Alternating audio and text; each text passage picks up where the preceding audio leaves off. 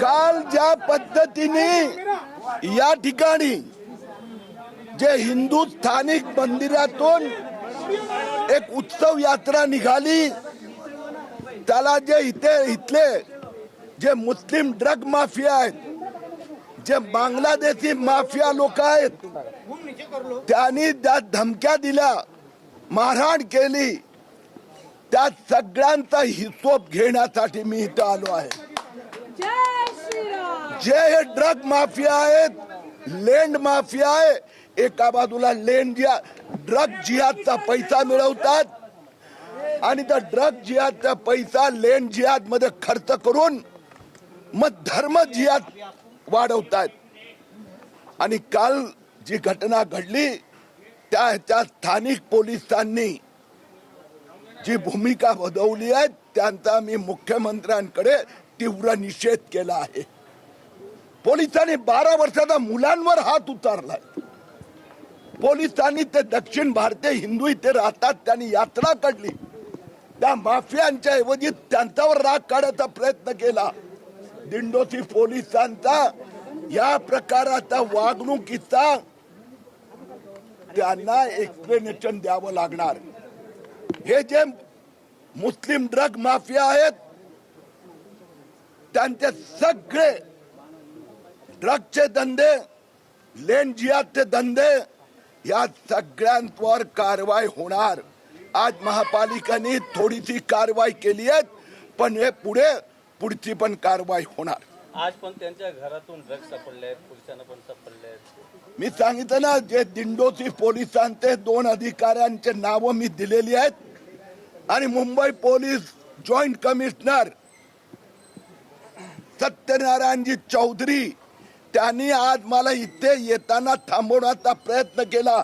मी Mumbai पोलीसचे joint commissioner चौधरीजींना पण सांगू इच्छितो क्या आपकी पुलिस का काम है कायदे कानून और धर्म की रक्षा करना, ड्रग माफिया की रक्षा करना नहीं है.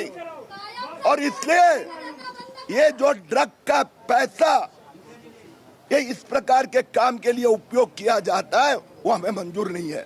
बीएमसी ने पण कारवाई केली आहे, पण जे लोक आहेत ते संतुष्ट नाही आहेत. त्यांच्या म्हणणं आहे की त्यांच्या घरावर पूर्णपणे कारवाई झाली पाहिजे.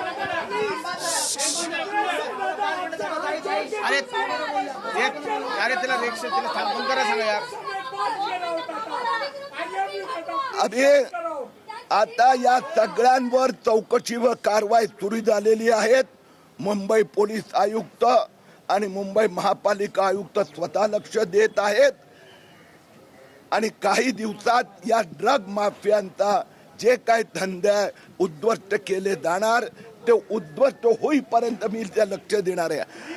कल जो यहाँ पर दिंडोशी में जो स्थानिक हिंदू मंदिर की यात्रा निकली थी उसमें कुछ मुस्लिम बांग्लादेशी ड्रग माफिया ने जो विघ्न पहुंचाने का प्रयत्न किया और उसका निषेध हम करते हैं.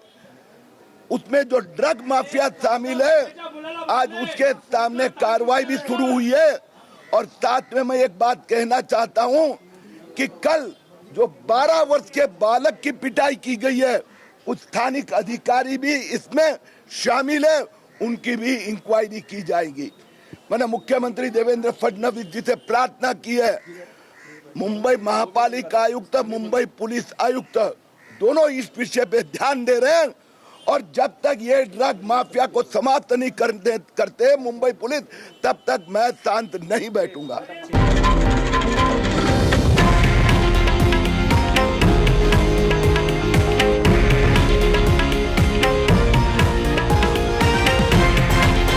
हे आहे देशातील नंबर 1 न्यूज नेटवर्क आणि आपण पाहत आहात TV9 मराठी, एकमेव.